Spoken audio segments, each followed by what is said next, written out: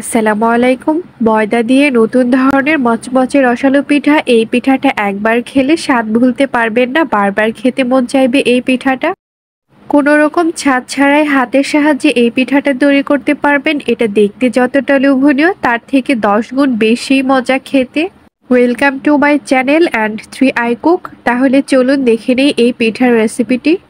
পিঠাটি তৈরি করার জন্য প্রথমে একটি বোলের মধ্যে 2 কাপ আটা নিয়ে নিচ্ছি। আপনারা আটার পরিবর্তে ময়দা ব্যবহার করতে পারবেন। আমি এখানে 2 কাপ আটা ব্যবহার করছি। আপনারা আপনাদের পরিমাণ অনুযায়ী আটাটা ব্যবহার করতে পারবেন। এরপর হাফ চামচ লবণ দিয়ে দিচ্ছি। আপনারা আপনাদের স্বাদ অনুযায়ী লবণটা ব্যবহার করবেন।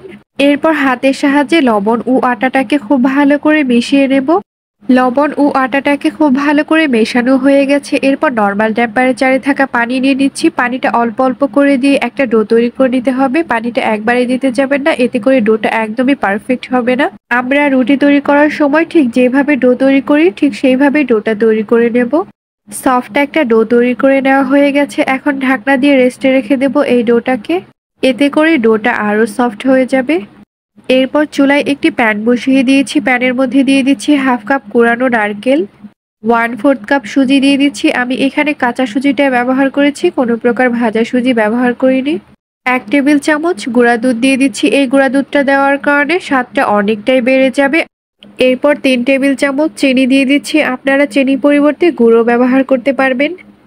এরপর চুলার আঁচটা লো টু মিডিয়াম হিটে রেখে একটি স্প্যাচুলারের সাহায্যে খুব ভালো করে ভেজে নেব। চুলার আঁচটা কোনোভাবেই মিডিয়াম হিটে বা হাই হিটে দেওয়া যাবে না, এতে করে সুজিগুলো কিন্তু পুড়ে যেতে পারে। তাই চুলার আঁচটা লো হিটে দিয়ে ভেজে নিতে হবে।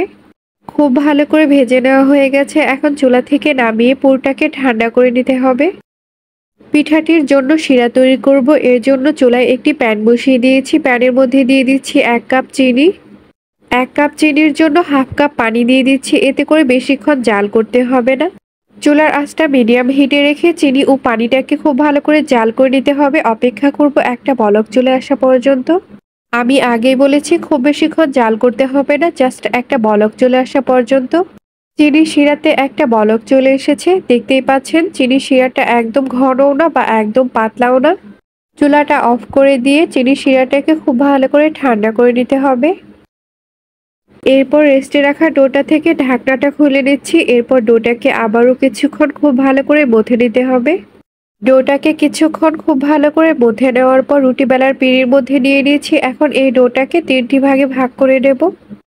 এরপর একটি লেচি দিয়ে আমরা রুটি তৈরি করে নেব। আমরা ঠিক যেভাবে রুটি তৈরি করি ঠিক সেইভাবে রুটি তৈরি করে নেব। রুটিটা একদম পাতলাও হবে না বা একদম মোটাও হবে না। রুটিটা খুব ভালো করে বেলে নেওয়া হয়ে গেছে। এরপর একটি ক্যাপের সাহায্যে এইভাবে করে কেটে নেব। আপনারা যে কোনো স্টিলের গ্লাস অথবা যে কোনো ক্যাপ দিয়েও কিন্তু কেটে নিতে পারবেন। ক্যাপ দিয়ে কেটে নেওয়ার পর একটু দেখিয়ে দিচ্ছি, এরকম গোল টাইপের হবে।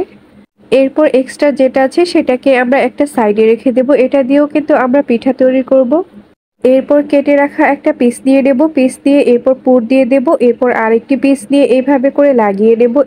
এরপর চারপাশ থেকে হাত দিয়ে এইভাবে করে লাগিয়ে নেব। এরপর এক পাশ থেকে এইভাবে করে টেনে এনে এইভাবে করে মুড়িয়ে দেব। ঠিক এইভাবে করে প্রত্যেকটা পাশে কিন্তু মুড়িয়ে দিতে হবে, এতে করেই কিন্তু সুন্দর একটা ডিজাইন তৈরি হবে। আমি ভিডিওতে ঠিক যেভাবে দেখাচ্ছি ঠিক এইভাবে করে ডিজাইনটা করে নেবেন। দেখতেই পাচ্ছেন কত একটা সুন্দর ডিজাইন তৈরি হয়ে যাচ্ছে।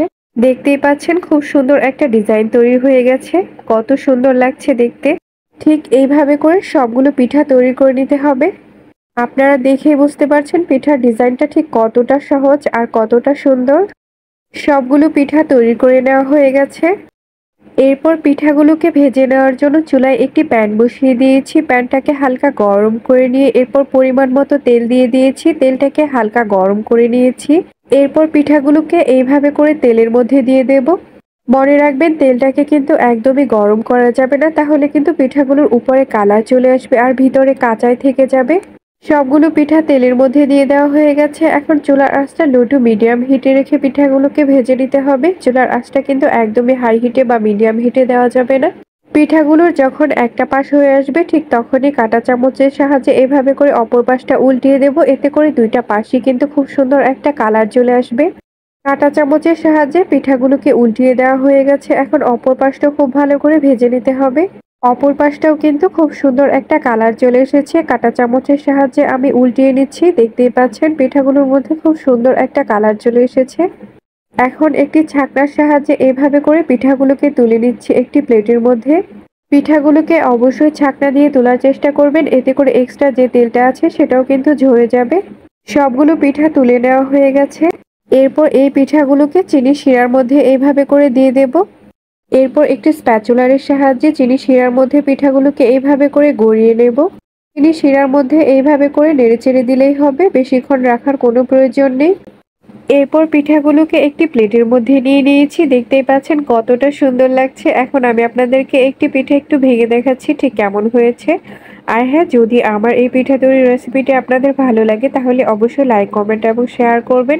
ইউটিউব থেকে দেখে থাকলে সাবস্ক্রাইব করবেন, আর ফেসবুক পেজ থেকে দেখে থাকলে ফলো করবেন। আর আমার এই ভিডিওটি দেখার জন্য আপনাদের সবাইকে অনেক অনেক ধন্যবাদ। আল্লাহ হাফেজ।